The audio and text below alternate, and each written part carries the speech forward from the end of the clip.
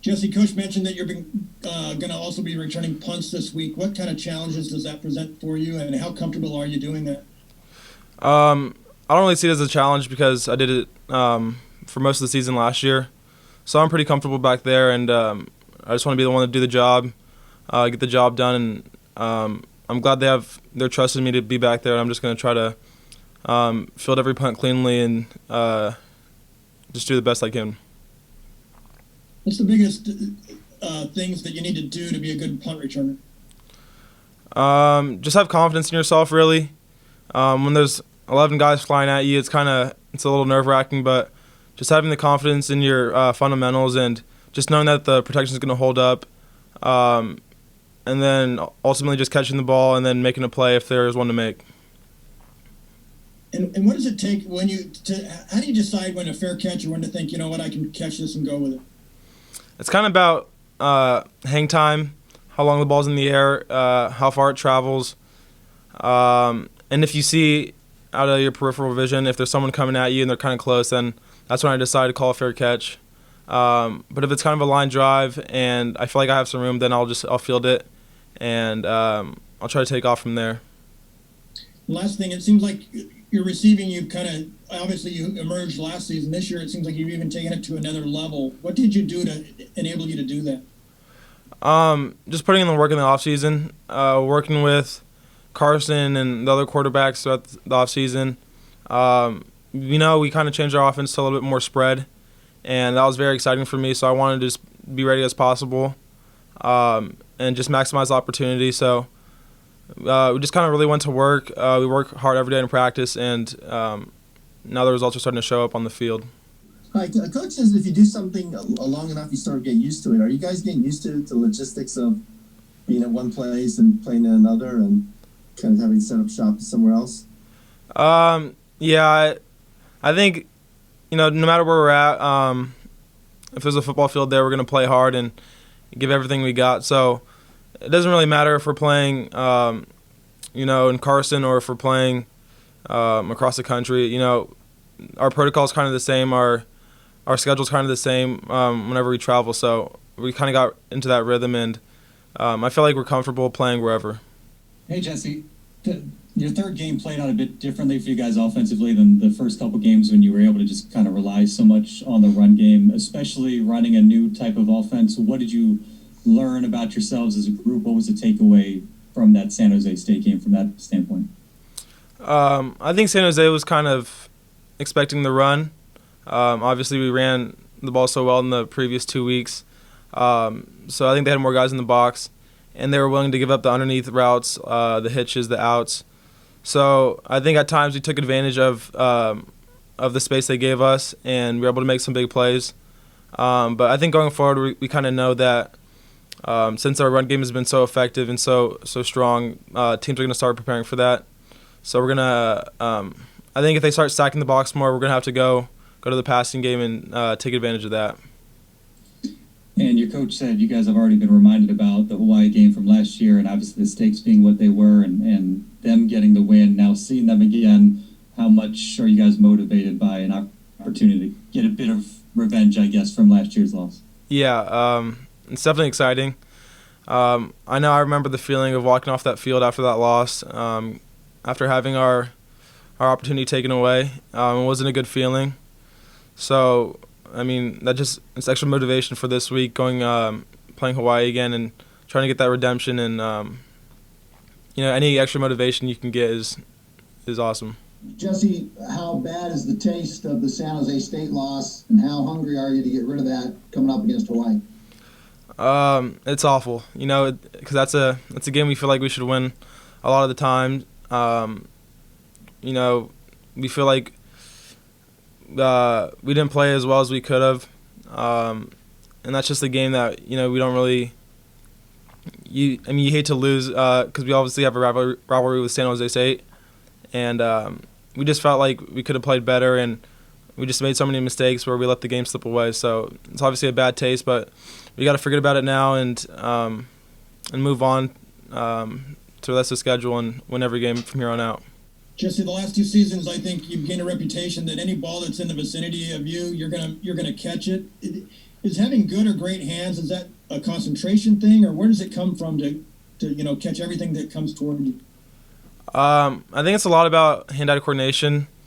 I've said this before, but I played a lot of sports when I was younger, including baseball, and that requires a lot of hand-eye coordination. So I think just playing a lot of sports when I was younger and just a lot of repetition catching the football or catching a baseball and things like that, that's really just helped me with my hands. And it's more hand-eye coordination than anything that I'm able to catch the balls that I do.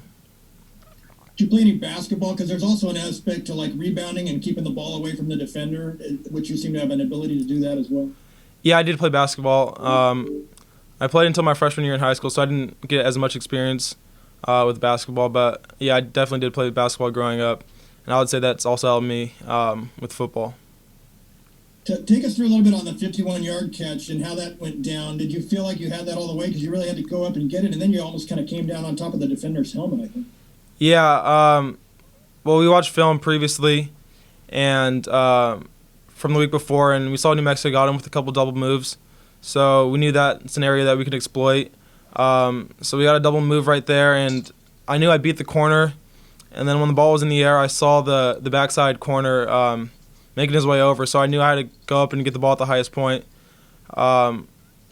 So I think if the backside corner made a great play, but if he wasn't there, I think it's an easy touchdown.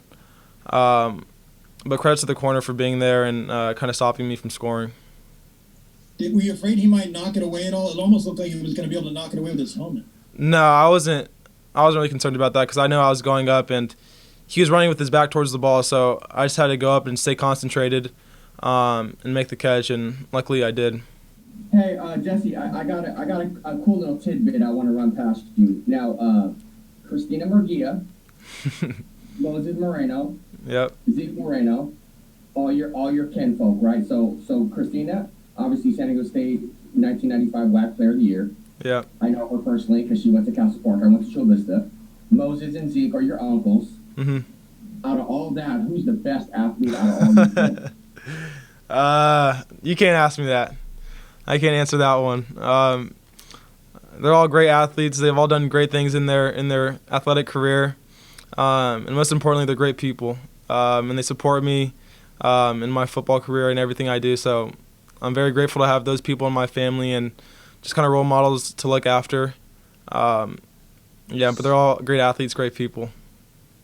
Jesse, also, you were a walk-on, so you started from the bottom. Now you're here. Kind of talk about how cool that is, and you were a walk-on. Now you're on Scully, and you're out there balling. How cool is that? You worked so hard and you've come so far to be where you're at now. It's unbelievable.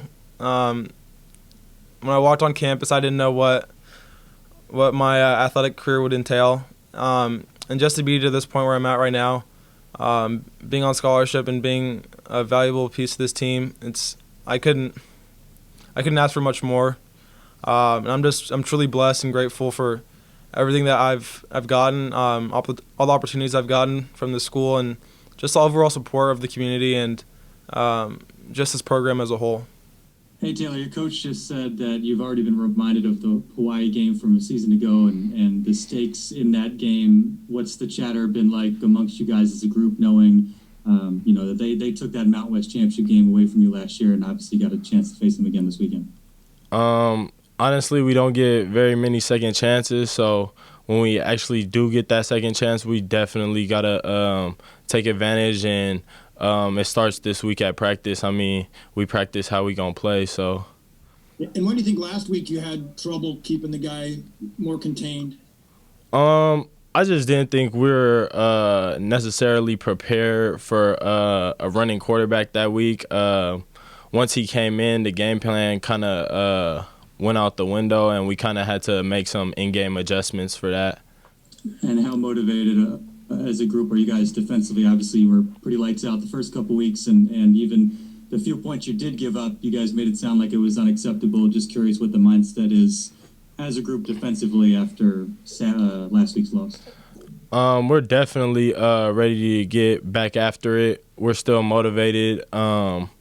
We just always preach that it's not about getting knocked down. It's whether about if you're going to get back up, and it's about how you're going to get back up. So we definitely ready to come to play this week. I asked Coach about the fact that Starkel went down so early in the game against San Jose State, and you've already kind of mentioned that you weren't quite prepared for a running quarterback. Let me also ask you, when you lose a game like this, there was a bunch of turnovers, the injury to Starkel. How much of it is the players didn't execute as opposed to the coaches didn't coach well enough? Your thoughts on who could have done a better job to win that game, and maybe more importantly, when something like that happens again, who needs to take the better role there in making sure that doesn't happen? In my opinion, it's a little bit of both. Definitely the players. We made some mistakes in every phase of the game, all 3 phases of the game. So I think it's a little bit of both. We could have probably made some better in-game adjustments with the spies on the quarterback and stuff like that. But I definitely wouldn't put the blame on anybody specifically. Definitely both sides, player execution and coaching adjustments for sure. How excited are you to get back on the field and get the San Jose State bad taste out of your mouth? Yeah, I'm very excited. Honestly, we don't want to feel that feeling anymore. Definitely excited to get back out there, get back to work, and get another opportunity with this team. You mentioned that the Hawaii quarterback being able to face the same kind of defense 2 weeks in a row is a benefit to him. But don't you guys present a lot more of a challenge to him because you guys have run it for so long and I would think are a better defense than New Mexico's?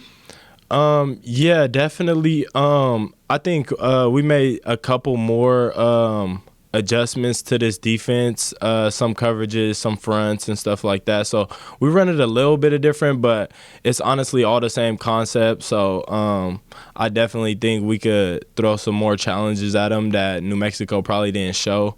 And I definitely think we are better in the secondary and up front than New Mexico, so they definitely have a better challenge to face this week with playing us for sure. You think the biggest key is getting the pressure up front, or is it that you guys have to cover so well that it makes them have to scramble? A little bit of both. If we do get that pressure, that's great. Play is completely dead, but if he does end up getting out of pocket, we just have to keep covering that secondary and kind of make up for it and just have the defenses back. Overall, it's a team game, so it kind of works hand in hand with D-line and DB, so I think we'll be fine.